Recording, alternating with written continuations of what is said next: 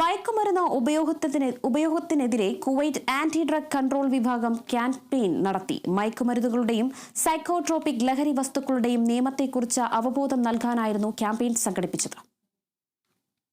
മയക്കുമരുന്നുകളുടെയും സൈക്കോപാട്രിക് ലഹരി വസ്തുക്കളുടെയും അപകടങ്ങളെക്കുറിച്ചുള്ള പൊതുജന അവബോധം വളർത്തുന്നതിന് നിയമപരമായ ധാരണ പ്രോത്സാഹിപ്പിക്കാനുള്ള തുടർച്ചയായ ശ്രമങ്ങളുടെ ഭാഗമായി general department of public relations and security മീഡിയയും ജനറൽ ഡിപ്പാർട്ട്മെന്റ് ഓഫ് ഡ്രഗ് കൺട്രോളും പ്രതിനിധീകരിക്കുന്ന ആഭ്യന്തര മന്ത്രാലയം അവന്യൂ മാളിൽ മയക്കുമരുന്നുകളുടെയും സൈക്കോപാട്രിക് ലഹരി വസ്തുക്കളുടെയും നിയമങ്ങളെക്കുറിച്ചുള്ള നമ്മുടെ രാജ്യത്തെ സംരക്ഷിക്കുന്നു എന്ന ദേശീയ കമ്പയിൻ എക്സിബിഷൻ ഉദ്ഘാടനം ചെയ്തു. പുതിയ നിയമങ്ങളെക്കുറിച്ചും അതിൻ്റെ ശിക്ഷകളെക്കുറിച്ചും പൊതുജനങ്ങളെ പരിചയപ്പെടുത്തുന്നതിനും മയക്കുമരുന്നിൻ്റെ വിപത്തിനെക്കുറിച്ച് പോരാടുന്നതിനും ലക്ഷ്യമിട്ടുള്ള ആദ്യത്തെ ഫീൽഡ് എക്സിബിഷനാണിത്.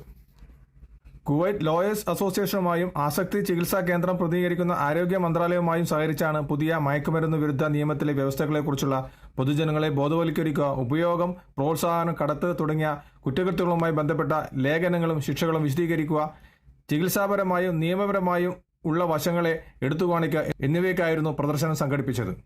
സമൂഹത്തിലെ അംഗങ്ങളെ സംരക്ഷിക്കുന്നതിനും അതിന്റെ സുരക്ഷയെ നിലനിർത്തുന്നതിനും ആഭ്യന്തര മന്ത്രാലയം പ്രതിബദ്ധരാണെന്ന് ഉദ്യോഗസ്ഥർ വിശദീകരിച്ചു. കുവൈത്തിൽ നിന്നും കേരള വിഷന് വേണ്ടി IV സുനേഷ്, വെങ്ങര.